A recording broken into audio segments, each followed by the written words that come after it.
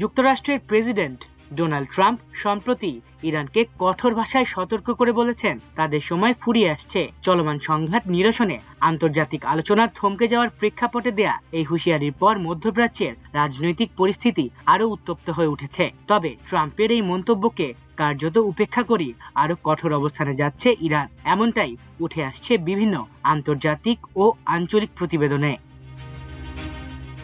Trump নিজের সামাজিক যোগাযোগ মাধ্যমে দেয়া বার্তায় ইরানকে দ্রুত সিদ্ধান্ত নেওয়ার আহ্বান জানান এবং সতর্ক করে বলেন, সময় মতো পদক্ষেপ না নিলে পরিস্থিতি আরো ভয়াবহ হতে পারে। এর মধ্যেই ইরান ও যুক্তরাষ্ট্রের মধ্যে চলমান কূটনৈতিক আলোচনা কার্যত অচল অবস্থায় পৌঁছেছে বলে দাবি করা হচ্ছে। ইরানি গণমাধ্যমের বরাতে জানা গেছে, তেহরান শান্তি প্রস্তাব দিলেও ওয়াশিংটনের কঠোর অবস্থানের কারণে কোনো সমঝোতা সম্ভব হয়নি। অন্যদিকে ইরান জানিয়েছে তারা তাদের সার্বভৌমত্ব ও নিরাপত্তা রক্ষায় যে কোনো পদক্ষেপ নিতে প্রস্তুত। হরমুজ প্রণালী ও আঞ্চলিক সামরিক উপস্থিতি নিয়ে দুই দেশের মধ্যে উত্তেজনাও বাড়ছে, যা বিশ্ববাজারে জ্বালানি সরবরাহ ও তেলের দামে প্রভাব ফেলছে বলে বিশ্লেষকদের ধারণা।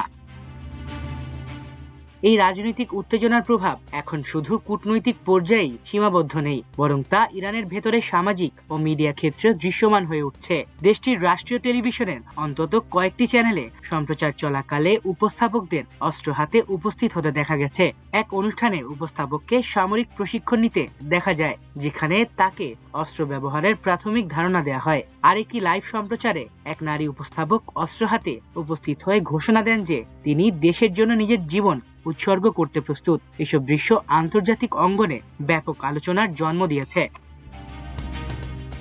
একই সময় ইরানে সরকারপন্থী বিক্ষোভও বৃদ্ধি পেয়েছে। হাজার হাজার নারী ও তরুণী রাজপথে নেমে যুক্তরাষ্ট্র ও ইসরায়েলের বিরুদ্ধে স্লোগান দিচ্ছেন। বিক্ষোভকারীদের অনেকেই দাবি করছেন তারা যে কোনো আক্রমণের বিরুদ্ধে প্রতিরোধ গড়ে তুলতে প্রস্তুত এবং দেশের নেতৃত্বের নির্দেশ মেনে চলবেন। কিছু সমাবেশে অস্ত্র ও জাতীয় পতাকা প্রদর্শনের ঘটনাও দেখা গেছে বলে প্রতিবেদনে বলা হচ্ছে।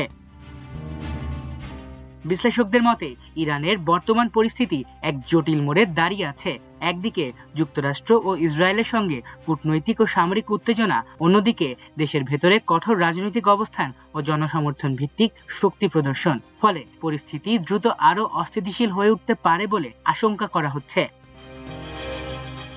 সব মিলিয়ে ট্রাম্পের কঠোর হুঁশিয়ারি, ইরানের পাল্টা অবস্থান, রাষ্ট্রীয় টিভিতে অস্ত্র প্রদর্শন এবং রাজপথে নারীদের সক্রিয় উপস্থিতি, সবকিছু মিলিয়ে মধ্যপ্রাচ্যে নতুন করে বড় ধরনের সংঘাতের আশঙ্কা তৈরি হয়েছে, যা আন্তর্জাতিক রাজনীতিকে আরো অস্থির করে তুলছে। মাল্টিমিডিয়া ডেস্ক, আমার দেশ।